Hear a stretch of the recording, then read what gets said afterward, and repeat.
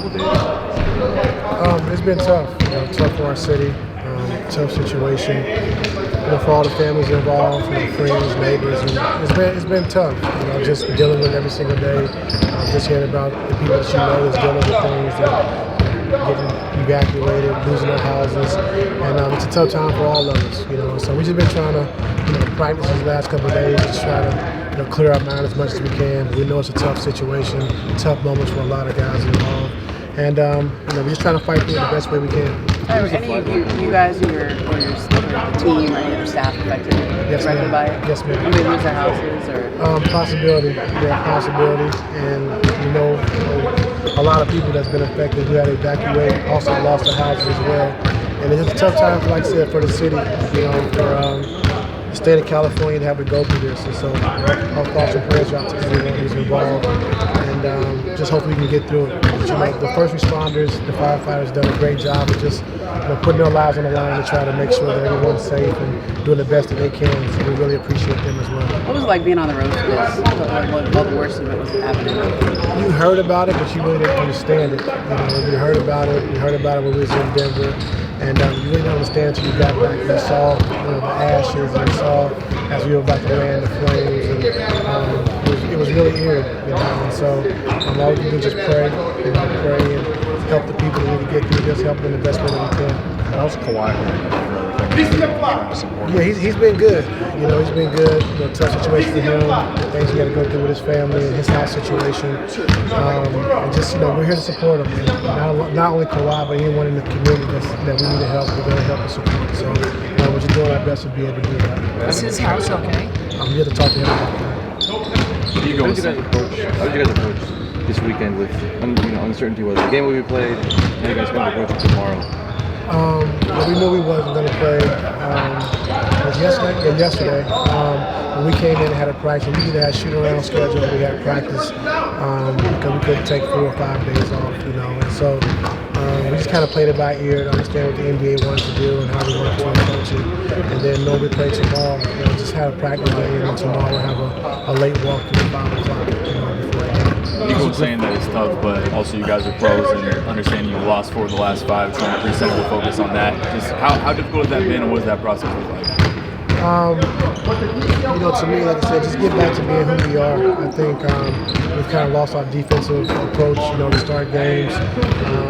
Offensively, just making the right play, sharing the basketball, playing with pace, and so we kind of got away from that. And so just figuring out different ways to play. We know Kawhi's come back, and just trying to figure out how we want to play, how we want to use him, how we can use him back. And it's going to be a process, but we just got to make sure that we do the things that we can do, control as far as every night having that defensive identity to start games, playing with pace when we get on to start games. And we've done a good job of that, this season, so we got to get back to that. How difficult is it to prepare for a game with all this going on?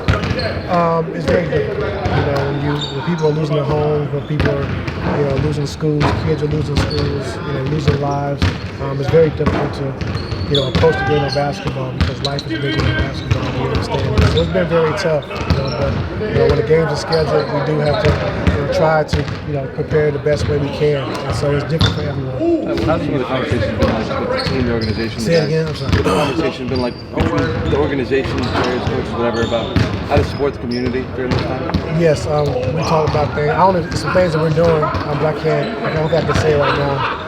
I don't know if I can say it or not, because I talked to Ms. Gillian about it earlier this morning.